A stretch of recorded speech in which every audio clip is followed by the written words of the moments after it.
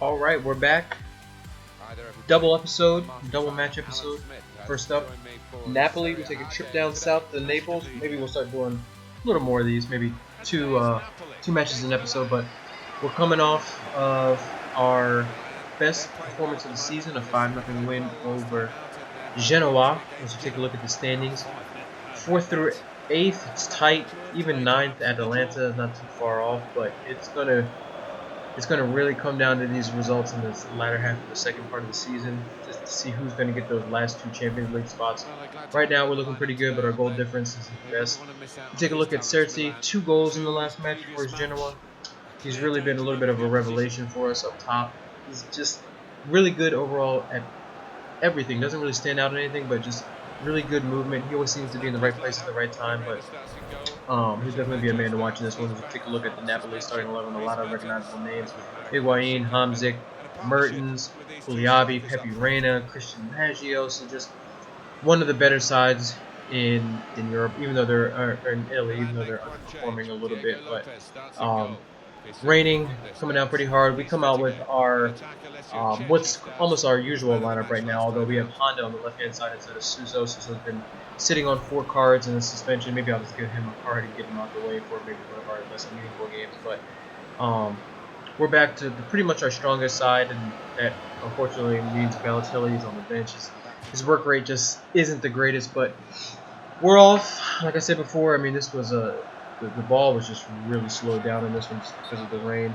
But we look early, and just a sign of some of the organization and things to come. Not much of a highlight here in terms of jumping out of your seat, but just look at the organization right there by the Milan backline. Zapata steps up, catches Napoli offside. You don't see too many offside traps in FIFA, but good to see one. As we look at 39th minute, some good interplay, finds Mertens in the box, whose shot saved low by Diego Lopez. But right before halftime, we got a great chance with Bacca. He cuts in on his strong foot, on his weaker foot actually, and just sends his shot a little wide. But second half, Hakan gets into the box, spots the run of Bacca. Oh, highlight cut it off, but his pass was just a little bit behind. But Napoli back in on it. Higuain, off the post, finds Allen. Allen cuts in, and his shot is saved by Zapata. Great covering there by Zapata.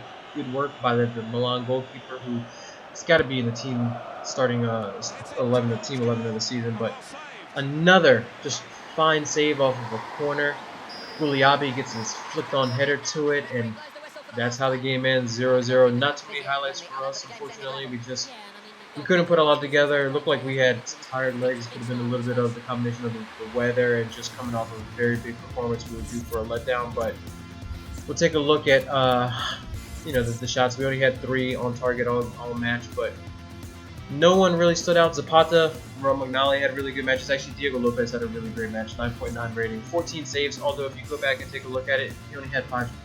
Napoli only had 5 shots on target. So I don't know what the hell FIFA's calculating in terms of shots on target. It definitely felt closer to 5 than it did 14. But just like that, we're back in it, back at home this time versus Torino, club from the other side of Turin, the lesser known of the Turin clubs.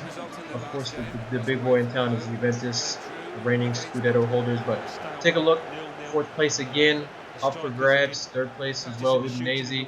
We set a game behind of 3 points here. We'll see us jump up into 3rd place. Torino, bottom half of the table, but safe from the relegation zone.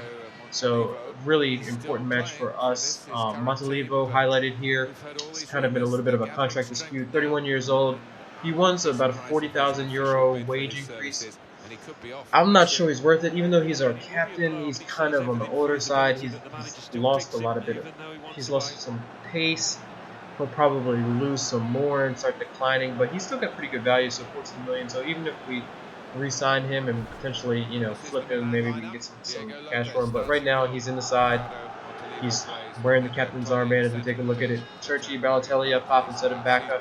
Hakan, Timo Werner comes in the side. Berardi on the right-hand side. Poli comes in as well as the youngster Riccardo Elli. So we did a little bit of squad rotation, but not too much. Just taking a look at Torino. Love Torino's kits, by the way, but not too many names, although Freddie Montero, he's like the Sounders up top. Is their number 10, and just a very organized side.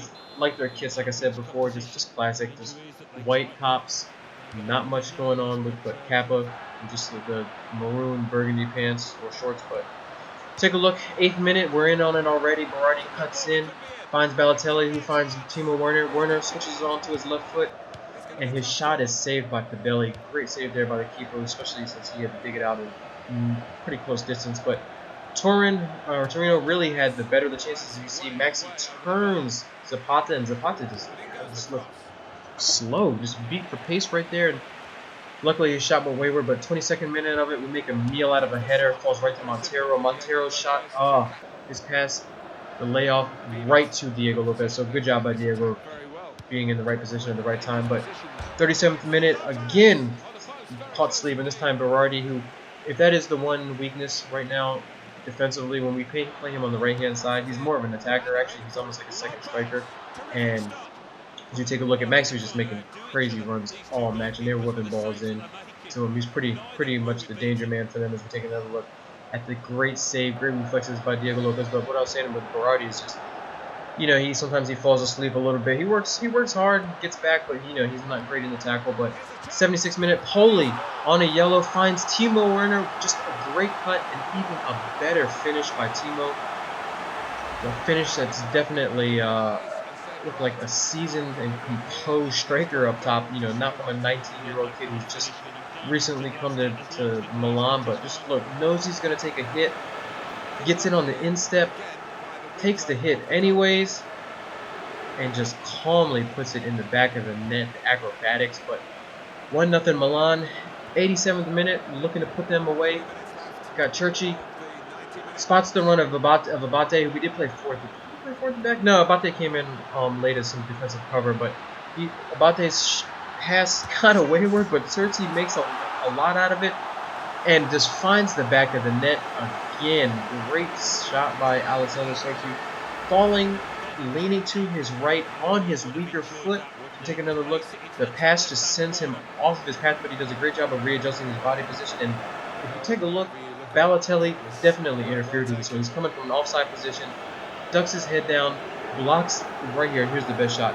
Blocks the view of the Torino keeper, and luckily it's not called. 2-0 Milan. We leave Turin, leave the north with 3 points, valuable 3 points from this. Look at those Milan faithful. Made the journey up. Love that they're showing support to me.